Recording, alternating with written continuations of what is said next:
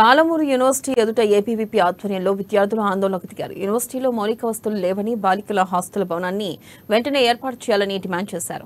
Engineering కళాశాల ఏర్పాటు చేయాలని నిరసన తెలిపారు. బోధనేతర ఇతర సిబ్బంది నియమించి డిగ్రీ, పీజీ కోర్సు ఫీజులను తగ్గించాలంటూ నినాదాలు చేశారు. బీఈడీ కళాశాల డెవలప్మెంట్ ఫీజులను రద్దు చేయాలంటూ రోడ్డుపై బైఠాయించి నిరసన వ్యక్తం చేశారు. కొత్తగా ఏర్పడ్డ కాంగ్రెస్ ప్రభుత్వమైన యూనివర్సిటీలో విద్యార్థుల అవస్థలను గుర్తించి పరిష్కరించాలంటున్న ఏపీవీపీ రాష్ట్ర నాయకురాలు ఝాన్సీతో మా పాలమూరు ప్రతినిధి ప్రదీప్ ఫేస్ టు ఫేస్.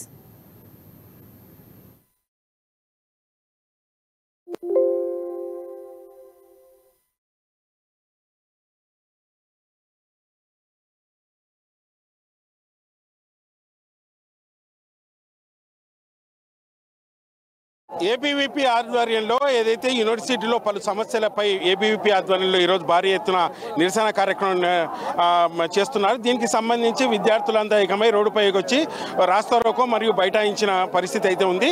అయితే ఈ ధర్నా ఎందుకు చేస్తున్నారు అనేది మన కొంతమంది విద్యార్థి నాయకులు ఉన్నారు, వాళ్ళని అడిగి తెస్తున్నారు. మేడం, ప్రధానంగా ఈరోజు నిరసనలు తెలపడానికి కారణం ఏంటి? మీకేం సమస్యలు ఉన్నాయి? నమస్తే అండి, నా పేరు ఝాన్సీ, ఏబీవీపీ రాష్ట్ర కార్యదర్శి. తెలంగాణ సాధనలో, తెలంగాణ రాష్ట్రం సాధించుకోవడంలో యూనివర్సిటీలు అనేవి ఉద్యమ కేంద్రాలు. ఉద్యమ కేంద్రంగానే ఆనాడు ఉద్యమం రగిలింది. నీళ్లు నిధులు నియామకాలు అనే ఒక అజెండాతో ముందుకొచ్చే యూనివర్సిటీలు రాష్ట్రం మొత్తాన్ని ఏకం చేస్తూ ఉద్యమం చేసి తెలంగాణ రాష్ట్రం సాధించుకున్నాం. గత ప్రభుత్వం నుంచి చూసుకుంటే ఇప్పటి వరకు కూడా యూనివర్సిటీల యొక్క మనుగడ అనేది లేకుండా పోతుంది. ఎక్కడ చూసుకున్నా కనీసం క్లాస్ రూములు లేనటువంటి పరిస్థితి, రెగ్యులర్ కోర్సులన్నిటి కూడా ఫైనాన్స్ కోర్సులు చేసినటువంటి పరిస్థితి. హాస్టల్లో చూసుకుంటే నూతన భవనాలు లేవు, ఉన్న భవనాలు పాడుబడ్డ బిల్డింగుల్లో. ఇలా పేద విద్యార్థులు యూనివర్సిటీలో చదువుకుంటున్న వాళ్ళంతా పేద విద్యార్థులు. కోటి ఆశలతో యూనివర్సిటీలో అడుగు పెడితే అసలు నాణ్యమైన విద్య అందింది లేదు. అక్కడ బోధనేతర బోధన సిబ్బంది లేనటువంటి పరిస్థితి, సరైన మౌలిక వసతులు లేనటువంటి పరిస్థితి. మెస్ డిపాజిట్ల పేరు మీద, సెల్ఫ్ ఫైనాన్స్ కోర్సుల మీద వేలకు వేలు ఫీజులు వసూలు చేస్తున్నారు తప్ప ఎక్కడ కూడా ఫీజులను తగ్గించిన మనుగడ లేదు. ఇయర్ కి అడ్మిషన్ ఫీజులు అని చెప్పేసి, డెవలప్మెంట్ ఫీజులు అని చెప్పేసి ఈ విధంగా గవర్నమెంట్ యూనివర్సిటీలలో, గవర్నమెంట్ కళాశాలల్లో ప్రైవేట్ ఇన్స్టిట్యూషన్స్ కి ధీటుగా వీళ్ళు ఫీజులు వసూలు చేస్తూ ఉంటే పేద విద్యార్థికి విద్య ఎక్కడ అందుతుందని చెప్పేసి ప్రభుత్వాన్ని ప్రశ్నిస్తా ఉన్నాం.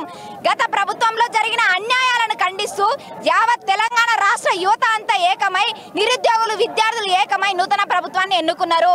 కానీ ఈ ప్రభుత్వం ఏం చేస్తా ఉంది? శిక్షలు దీనిపైన సమీక్షలు అంటుంది కదా. నువ్వు విద్యా వ్యవస్థకి ఇంతవరకు కూడా ఎడ్యుకేషన్ మినిస్టర్ ని నియమించింది లేదు. అంటే విద్య పైన ప్రభుత్వాలకు ఉన్నటువంటి ప్రభుత్వాల పైన విద్యకు ఉన్నటువంటి ప్రాధాన్యత ఏందో ఈయనే అర్థం చేసుకోవాలి. ఏ ప్రభుత్వం వచ్చినా కూడా ప్రభుత్వ విద్యను కాలరాసే విధంగా ప్రవర్తిస్తుంది తప్ప విద్యార్థి సమస్యలను పట్టించుకోవడం లేదు. ఇలా అగ్రికల్చర్ యూనివర్సిటీ 100 ఎకరాల ల్యాండ్ ఎవడబ్బా సొత్తు అని చెప్పేసి గవర్నమెంట్ ఇలా హైకోర్టుకి ఇస్తా ఉంది. అక్కడ రీసెర్చ్ జరిగే సెంటరు ఇది పాలమూరు కావచ్చు, ఉస్మానియా కావచ్చు, కాకతీయ కావచ్చు, ఇలా యూనివర్సిటీ భూములు కబ్జాలు పెట్టడం, బీసీలకేమో ఏసీ రూములు, ఇలా విద్యార్థులకేమో బూజుపట్టిన బంగ్లాల. ఇదా ప్రభుత్వాలు చేస్తా ఉంది. అంటే విద్యార్థులు ఏం చేయలేరనా ఈ ప్రభుత్వాల యొక్క ఉద్దేశం? ఇప్పటికైనా ప్రభుత్వం స్పందించి ఈ యొక్క విద్యార్థుల పట్ల ఏ మాత్రం చిత్తశుద్ధి ఉన్నా వెంటనే ముందుగా యూనివర్సిటీలకు ప్రత్యేకమైన ఎక్కువ మోతాదులో బడ్జెట్ ని కేటాయించాలి. ఈ యొక్క సమస్యలన్నీ వెంటనే తీర్చాలి. లేదంటే రాష్ట్ర వ్యాప్తంగా ఆనాడు తెలంగాణ రాష్ట్ర ఉద్యమాన్ని ఏ విధంగా రగిలించినామో మరొక సంఘటన ఎదుర్కోవాల్సి వస్తుంది ప్రభుత్వం. ఖబర్దార్ రేవంత్ రెడ్డి. ఏదైతే గత ప్రభుత్వంలో అన్ని వ్యవస్థలు నిర్వీర్యం చేసినటువంటి పరిస్థితి, ప్రధానంగా విద్యా వ్యవస్థను ఫీజు రియంబర్స్మెంట్ ఇవ్వకుండా కూడా భారత ప్రభుత్వం 9.5 సంవత్సరాలు పాలించింది. కాంగ్రెస్ ప్రభుత్వంలో వైఎస్ రాజశేఖర రెడ్డి పీరియడ్లోనే ఫీజు రియంబర్స్మెంట్ కానీ విద్యార్థులకు సరైన వసతులు కానీ కల్పించిన నేపథ్యం ఉంది. ఇప్పుడు కూడా కాంగ్రెస్ ప్రభుత్వం వల్ల వచ్చి 2 నెలలే అయింది. 2 నెలలు అయిన ప్రభుత్వం ఇంకా కుదురుకోకముందే మీరు ఇటువంటి సమస్యలు లేవుతున్న కరెక్టేనా? ఒక విద్యార్థుల హక్కులు, విద్య పైన మొదట సమీక్ష జరపండి. విద్యా వ్యవస్థ గురించి మొదట ప్రస్తావించండి. మీరు విద్యా వ్యవస్థని గాలికి వదిలేసి ఫీజు రియంబర్స్మెంట్ 5,300 కోట్లు ఈరోజు పెండింగ్ లో ఉంటే రేపు అకాడమిక్ ఇయర్కి వెళ్ళాలంటే సర్టిఫికేట్స్ వేలాది లక్షల మంది విద్యార్థులు సర్టిఫికేట్స్ తీసుకోక ఉన్నతమైన చదువులకు పోలేనటువంటి పరిస్థితి. ఇవన్నీ పక్కన పెట్టి ఈరోజు మార్పు అంటే ఏంది? ఈరోజు తెలంగాణ తల్లి విగ్రహాన్ని మారుస్తా ఉన్నా, నేను అవార్డు పేర్లు మారుస్తా ఉన్నా, రివార్డుల పేర్లు మారుస్తా ఉన్నా. ఇది కాదు రేవంత్ రెడ్డి గారు. ఈ మార్పు కోసం కాదు విద్యార్థులను నిన్ను ఎన్నుకుంది, విద్యార్థులకు న్యాయం జరగాలి, నిరుద్యోగులకు న్యాయం జరగాలని ఫస్ట్ నువ్వు దృష్టి సాధించాల్సింది విద్యార్థుల పైన, నిరుద్యోగుల పైన. కానీ ఆ వ్యవస్థలు ఈ వ్యవస్థలు అంటే ఏమనంటే తర్వాత చూసుకోవాలని చెప్పేసి మేము డిమాండ్ చేస్తూ ఉన్నాం. ఏదైతే విద్యా వ్యవస్థలో సమూల మార్పులు కావాలంటూ ఏదైతే మౌలిక వసతులు కూడా లేనటువంటి పరిస్థితిలో యూనివర్సిటీలు ఈరోజు విద్యార్థులు చదువుకునే పరిస్థితి ఉంది.